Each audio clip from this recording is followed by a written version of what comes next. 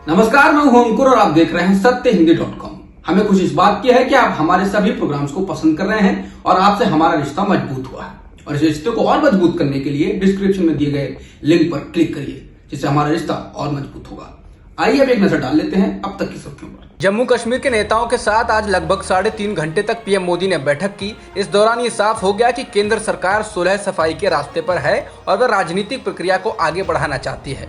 प्रधानमंत्री मोदी ने कहा कि जम्मू कश्मीर के राज्य का दर्जा जल्द ही बहाल कर दिया जाएगा, लेकिन उन्होंने जोर देकर कहा कि इसके पहले परिसीमन का काम हो जाना चाहिए। उन्होंने राज्य के नेताओं से कहा कि वे परिसीमन का काम पूरा करें और इसके बाद राज्य का दर्जा बहाल कर दिया जाएगा।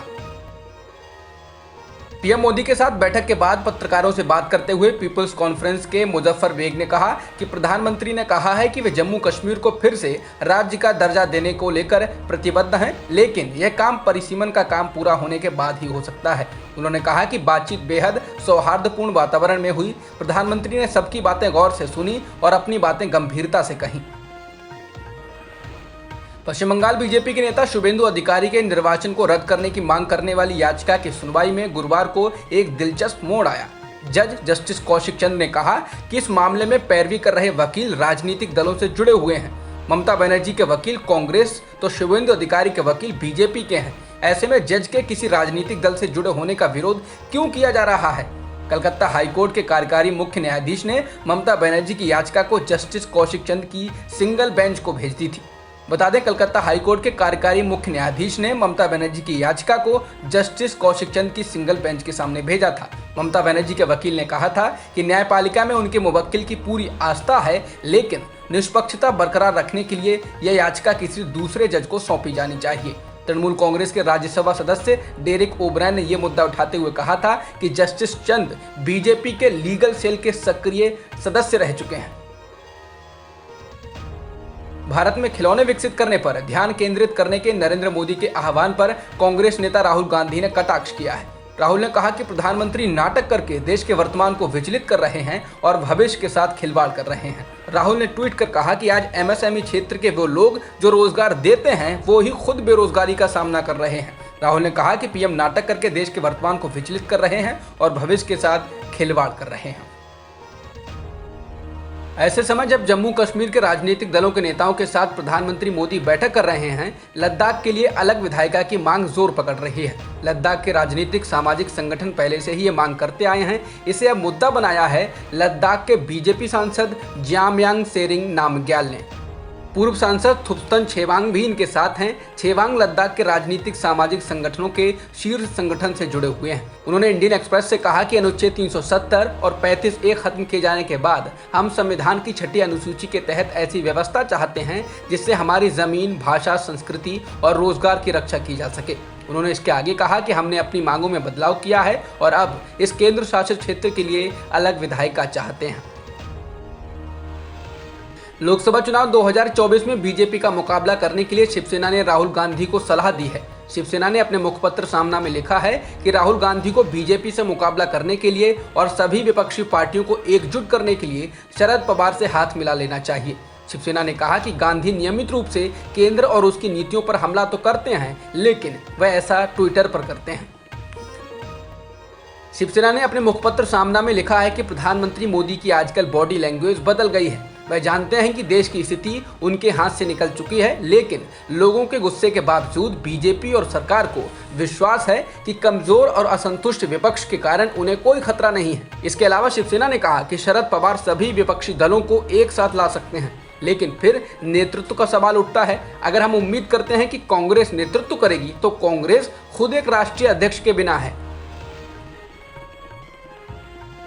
बीजेपी ने पहले तो उन्नाव दुष्कर्म मामले में दोषी ठहराए गए पूर्व विधायक कुलदीप सिंह सेंगर की पत्नी संगीता सेंगर को मैदान में उतारा, तो अब पीड़िता से बलात्कार मामले में अभियुक्त अरुण सिंह को जिला पंचायत अध्यक्ष जैसे बड़े पद के लिए उम्मीदवार बना दिया है, जिसके बाद फिर से बवाल हो गया है। टिकट हासिल करने वाले अरुण सिंह को कुलदीप सिंह सेंगर का बेहद करीबी बताया जाता है। अरुण सिंह को टिकट मिलने पर दुष्कर्म पीड़िता ने एक वीडियो जारी कर कहा है कि बीजेपी दोषियों को टिकट दे रही है। मेरे पिता की हत्या में अरुण सिंह नामजद है और वह मेरी जान के लिए खतरा बना हुआ है। मैं सरकार से प्रधानमंत्री, मुख्यमंत्री से निवेदन करती हूं कि मेरे दोषियों को बीजेपी टिकट ना दे और उनसे टिकट वापस ले ले। पीड़िता ने कहा कि सामूहिक दुष्कर्म मामले में और पिता की हत्या में अरुण सिंह शामिल है। इन लोगों ने मेरे पूरे परिवार को बर्बाद कर दिया और सरकार अभी भी दोषियों का साथ दे रही है। पश्चिम बंगाल में बीजेपी से टीएमसी में आने वालों का तांता रुकने का नाम नहीं ले रहा है। अब बंगाल के बीरभूम में बीजेपी के 150 और कार्यकर्ताओं को शुद्धिकरण के बाद टीएमसी में लिया गया। उनको टीएमसी में वापस लेने से पहले उनको सैनिटाइजर से साफ किया गया। सैनिटाइजर से साफ करने वाले टीएमसी नेताओं ने कहा कि इन बीजेपी कार्यकर्ताओं को बीजेपी का वायरस लगा था, जिसको सैनिटाइजर से साफ कर दिया गया है। इससे पहले हुगली में 200 बीजेपी कार्यकर्ताओं ने अपना सिर मुड़वाया और फिर गंगाजल से छिड़काव के बाद उनको टीएमसी में वापस लिया गया। मोदी सरनेम वालों को लेकर टिप्पणी करने के मामले में राहुल गांधी पर मानहानि का केस कर दिया गया था। उसी मामले में आज राहुल गांधी अपना अंतिम बयान दर्ज कराने गुजरात के सूरत पहुंचे हैं। राहुल ने 13 अप्रैल 2019 को एक चुनावी रैली में कहा था कि नीरव मोदी, ललित मोदी, नरेंद्र मोदी, इन सबके एक ही सरनेम कैसे हैं। राहुल ने कहा कि सभी चोरों के सरनेम मोदी ही क्यों। जिसके बाद गुजरात के विधायक पुर्नेश मोदी ने राहुल के खिलाफ मानहानि का केस दर्ज कराया था। इससे पहले राहुल गांधी अक्टूबर 2019 में अदालत के सामने पेश हो चुके हैं और अपनी टिप्पणी के लिए उन्होंने खुद को दोषी मानने से इनकार कर दिया था। लक्षद्वीप पुलिस ने आज फिल्म निर्माता आयशा सुल्ताना से 3 घंटे तक पूछताछ की। सुल्ताना से बीजेपी नेता द्वारा की गई शिकायत के बाद दर्ज किए गए राजद्रोह के केस में रविवार, बुधवार और गुरुवार को पूछताछ की गई। सुल्ताना ने इसके साथ ही कहा कि उनसे बुधवार को 8 घंटे तक पूछताछ की गई। इस दौरान पुलिस ने उनसे पूछा कि उनके संबंध विदेश से तो नहीं है। सुल्ताना ने कहा कि उन्होंने मेरे मोबाइल में व्हाट्सएप, इंस्टाग्राम और फेसबुक अकाउंट चेक किए। वो जानना चाह रहे थे कि कहीं मेरे विदेश से कोई लिंक तो नहीं है। बता दें, एक टीवी डिबेट के दौरान सुल्ताना ने बीजेपी नेता और लक्षद्वीप के प्रशासक प्रफुल्ल पटेल को जैविक हथियार कह दिया था, जिसके बाद उनके खिलाफ राजद्रोह का केस दर्ज कर लिया गया था।